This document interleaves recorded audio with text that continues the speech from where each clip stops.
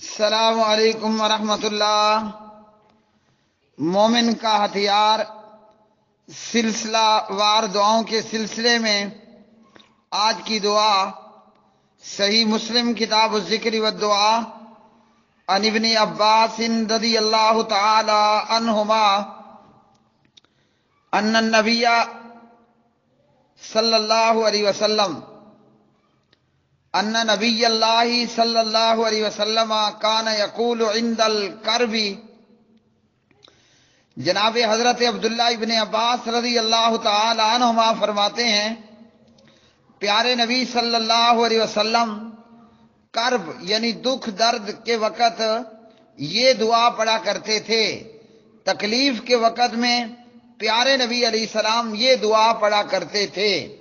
تو مریض، بیمار، لاچار، مجبور اور مصیبت میں مبتلا لوگ اور تکلیفوں میں مبتلا لوگ، ہم سب کو چاہیے کہ اس دعا کے پڑھنے کا اہتمام کریں۔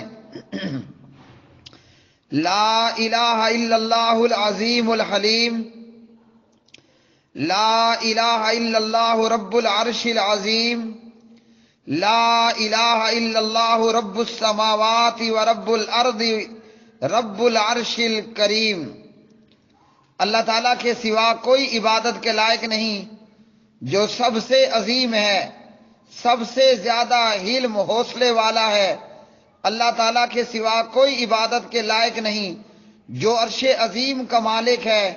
اللہ تعالیٰ کے سوا کوئی عبادت کے لائق نہیں جو آسمانوں کا مالک، زمینوں کا مالک اور عزت والے عرش کا مالک ہے۔ تو تکلیف اور کرب کے وقت میں ان الفاظ کے ساتھ دعا کرنا، لا الہ الا اللہ العظیم الحلیم، لا الہ الا اللہ رب العرش العظیم، لا الہ الا اللہ رب السماوات ورب الارض رب العرش الکریم۔